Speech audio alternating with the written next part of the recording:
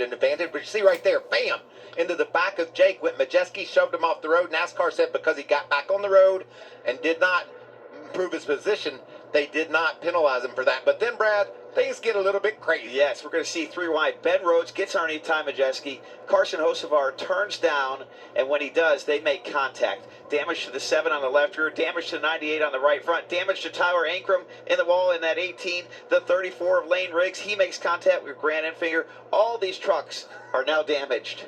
You know what I loved? I said we'd see 3, 4 wide. Well, we saw 5 wide in the first turn, and watch what happens to Ankrum. Shoved up by Dawson Sutton into that outside wall, but he was able to keep going.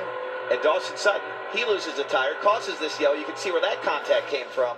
There's a lot of tore-up trucks on the first corner of the first lap here, Michael.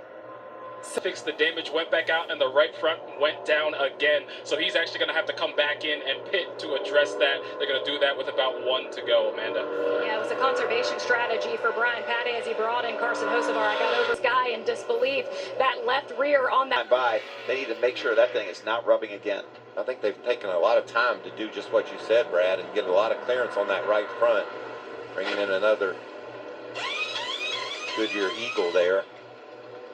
I just can't believe Ty Majeski's luck at this racetrack, Michael. We talked about it. He did earlier. He said, I know this is about my worst 1.5-mile track, but we're turning things around. And then lap number 1. Row, we're under green once again. It was a more uniform situation on the start. Let's so stupid. So they hold one truck for wrecking, hold them for 2 laps, saying it's intentional when it wasn't. And then because Majeski failed twice, they're going to hold him for a lap. That's so stupid. Going to drive all the way up to the 3rd position. Look at all that blocking. Haley Curry said, Raja, you're not getting under me. Raja said, that's fine. I'll go up the middle. That 71 truck is doing just that. Strong turn for Raja Karu. Yeah, Raja started on the outside of the front row and fell back very quickly. He's trying to regain those positions. The Grant Enfinger with a big move. Up to 4th now. Nice start for that 9 truck. We know how good he is here. He's won before, showing early that he's got the speed to do it again. Nice start, too, for Tanner Gray in that 15 truck. There's the guy we talked to, the 34 of Lane Riggs. Had a really solid practice. Felt like he had a good long-run truck. We'll see how that pays off. I'll tell you, one guy that's shaking his head is Jake Garcia back there in 10th. Like, I started on the pole, and everything just went chaotic. And we've got an issue here with Luke Baldwin. Yes, he's got a right front tire flat. He makes it down to pit road. You see him making contact up here off of the corner. This blue truck right here, that'll cut your tire down really quickly in this series, the way the fenders are built. And Caden Honeycutt, he is on a roll here. He's going to... Truck Series Rookie of the Year. He got the win.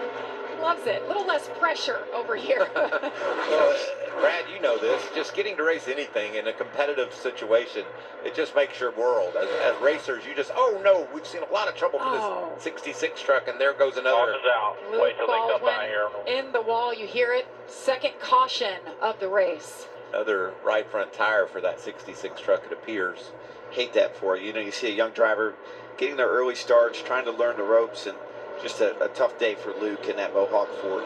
He did such a good job at Martinsville. He won practice, Brad. First time we've seen him, he was the fastest in practice, and he got bounced around a lot in the race, but he was very, very respectful the way he raced at that racetrack, and thought he did a great job. It's a shame to see this early have this many problems. In front of the leaders here, it looks like. See if we can catch it in replay. See, kind of catch the tail end.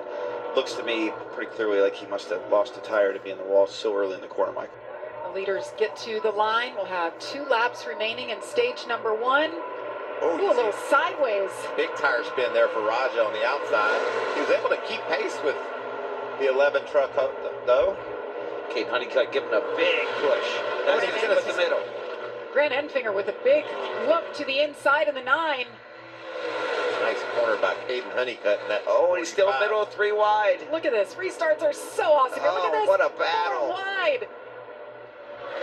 They just all barely get into the corner. Caden Honeycutt went from looking like he was going to maybe take the lead, at least 2nd, to sort back here to 6th or 7th position. Contact there off the corner. Smoke rolling off somebody. 1 lap to go in stage number 1. Carson Hocevar with a huge block on Caden Honeycutt. Corey Heim is there, but gosh, Raja Karuth in the 71 not giving up. Look at Grant Enfinger in the 9. Lane Riggs with a nice run down the bottom of the back straightaway. All this, Corey Heim's looking in his mirror saying, thank you, I will take this stage win, guys. Corey Heim, 29 laps led so far tonight. He picks up stage number 1. It's his 4th stage win at Kansas and his 6th of 2025. That's the most of all drivers. Brad, we told you in the beginning, you're going to hear a lot about Heim time. So far, he's the man to beat. Not disappointing. Heim